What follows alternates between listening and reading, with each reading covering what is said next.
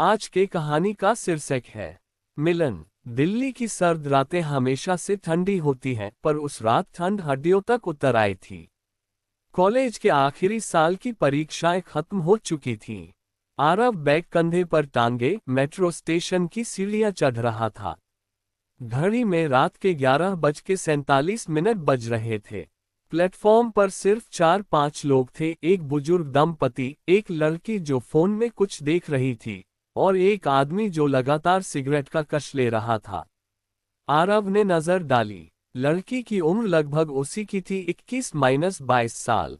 काले कोट में लिपटी हुई, बाल खुले, आंखें फोन की रोशनी में चमक रही थीं। आरव ने सोचा, शायद किसी से इंतजार कर रही है। वह थोड़ा आगे बढ़ा और बेंच पर बैठ गया। ट्रेन आने में अभी 12 मिनट थे। अचानक लड़की का फोन गिर गया। स्क्रीन टूटने की आवाज आई। लड़की झुकी, लेकिन हाथ नहीं पहुंचा। आरव ने उठाकर उसे थमाया। थैंक यू, उसने कहा, आवाज में थकान थी। कोई बात नहीं, आरव ने मुस्कुराकर जवाब दिया। लड़की ने फोन देखा। स्क्रीन पर दरार थी, पर काम कर रहा था। उसने सिर हिलाया और फिर फोन में देखने लगी। आरव को लगा बात खत्म हो गई, लेकिन 2 मिनट बाद लड़की ने खुद बात शुरू की। आप भी लेट हो गए। हाँ, दोस्तों के साथ पार्टी थी। तुम? मैं बस। उसने बात टाल दी। ट्रेन आए। दोनों एक ही कोच में चढ़े। लगभग खाली कोच में वे एक दूसरे के सामने वाली सीट पर बैठ गए। लड़की ने कोट की जेब से एक छोटा सा लिफाफा निकाला और उसे देखने लगी। आरव की नजर उस पर पड़ गई। लिफाफे पर सिर्फ एक नाम लिखा था, माया। तुम्हारा नाम माया है?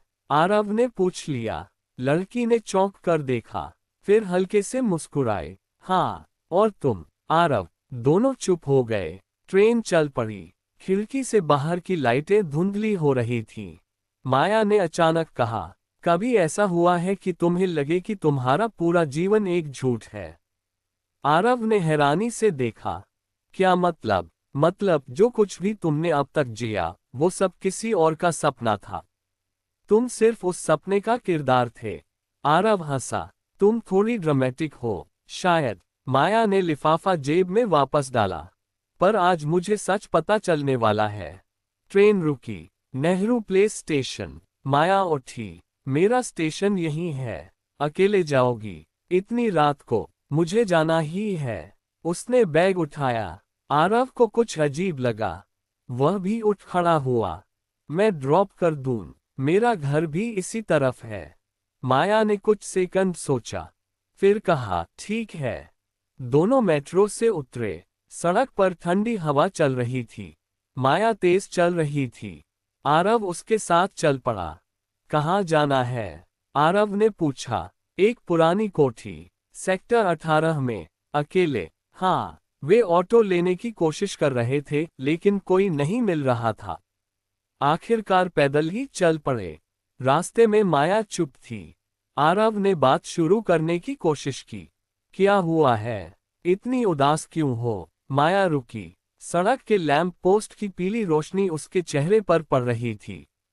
मैं आज अपनी माँ से मिलने जा रही हूँ। तो अच्छी बात है ना?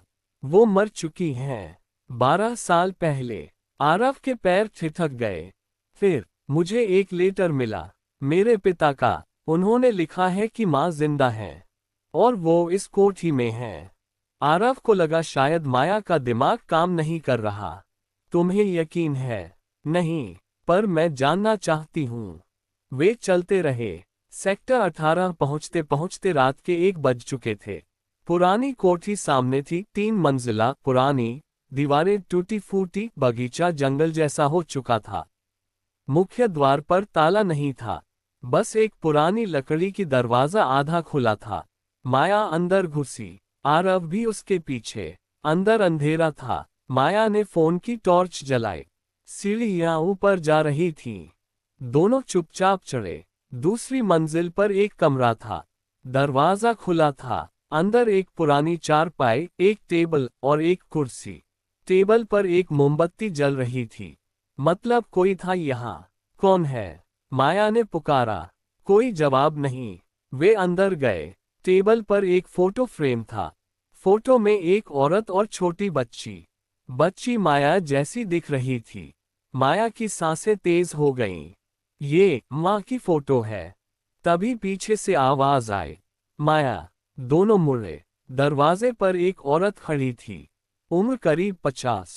सफेद बाल, पतला शरीर, आंखों में थकान। पर चेहरा चेहरा वही था जो फोटो में था। माया की आंखें भर आईं। माँ। औरत ने कदम बढ़ाया। हाँ बेटा, मैं हूँ। माया भागकर उसके गले लग गई। रोने लगी। तुम जिंदा हो, तुम जिंदा हो। आरव खड़ा देखता रहा। उसका दिमाग समझ नहीं पा रहा था। औरत यानी माया की माँ ने माया को सहलाया। फिर आरव की तरफ देखा। तुम कौन हो? मैं बस साथ आया था।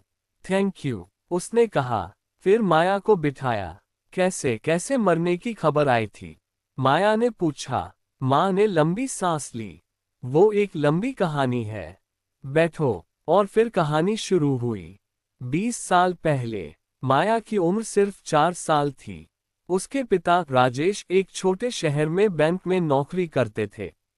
माँ सरिता घर संभालती थी। एक दिन राजेश को बैंक में बहुत बड़ी रकम की हेराफेरी का इल्जाम लगा। वह बेकसूर था, पर सबूत उसके खिलाफ थे। असल में उसके सीनियर मैनेजर ने पैसे गबन किए थे और राजेश के नाम पर डाल दिए। राजेश को जेल हो गई। सरिता अकेली पड़ गई। माया छोटी थी। समाज ने ताने मारे। चोर की बीवी, चोर की बेटी। सरिता टूट गई। एक रात सरिता ने फैसला किया। वह माया को लेकर दिल्ली आ गई। यहाँ उन्होंने नाम बदल लिया। सरिता बन गई सुनीता। माया का नाम वही रहा, पर स्कूल में नए नाम से दाखिला लिया। लेकिन राजेश जेल से निकलने के बाद सरिता को ढूंढने लगा। वह जानता था कि सरिता दिल्ली आई है, पर सरिता नहीं चाहती थी कि माया को पता चले कि उसके पिता जेल गए थे। वह नहीं चाहती थी कि माया का जीवन भी कलंकित हो। इसलिए सरिता ने एक दिन आत्महत्या का नाटक रचा। एक नदी किनारे उनकी साड़ी और चप्पल मिले। पुलिस ने केस बंद कर दिया। राजेश को लगा सरिता मर गई। वह टूट गया। उसने माया को ढूंढना छोड़ दिया। सरिता अकेली दिल्ली में रहने लगी। छोटे मोटे काम करके माया को पढ़ाया। माया को बताया कि पापा की मौत हो गई है। माँ बेटी ने नया जीवन शुरू किया। पर 2 साल पहले राजेश को कैंसर हो गया। मौत नजदीक थी। उसने आखिरी दिनों में सच बताया कि वह बेकसूर था और सरिता जिंदा है। उसने एक वकील के जरिए माया को लेटर भिजवाया। लेटर में पता लिखा था, ये पुरानी कोठी। माया को लेटर कल मिला था। वह सीधे यहाँ आए। कहानी सुनकर आरव की आंखें नम हो गईं। माया माँ के कंधे पर सिर रखे रो रही थी। तुमने मुझे क्यों नहीं बताया? माया ने पूछा। मैं डर रही थी। डर रही थी कि तुम मुझे छोड़ दोगी या मुझसे नफरत करोगी। कभी नहीं, माया ने कहा। तुम मेरी माँ हो। रात भर तीनों बातें करते रहे। सुबह हुई। सरिता ने चाय बनाई। आरव ने कहा, मैं अब चलता हूँ। माया ने कहा, नहीं, तुम आज मेरे साथ रहोगे। आरव मुस्कुराया। ठीक है। अगले कुछ हफ्तों में बहुत कुछ बदला। माया ने माँ को अपने साथ घर ले आई। राजेश के वकील ने केस दोबारा खोला। पुराने सबूत मिले। राजेश को बरी करार दिया गया। मरणोपरांत माया को उसकी विरासत मिली, एक छोटा सा मकान और कुछ बचत। पर माया के लिए सबसे बड़ी जीत ये थी, उसकी माँ वापस मिल गई। और आरव, वह माया का सबसे अच्छा दोस्त बन गया। धीरे धीरे दोस्ती प्यार में बदल गई।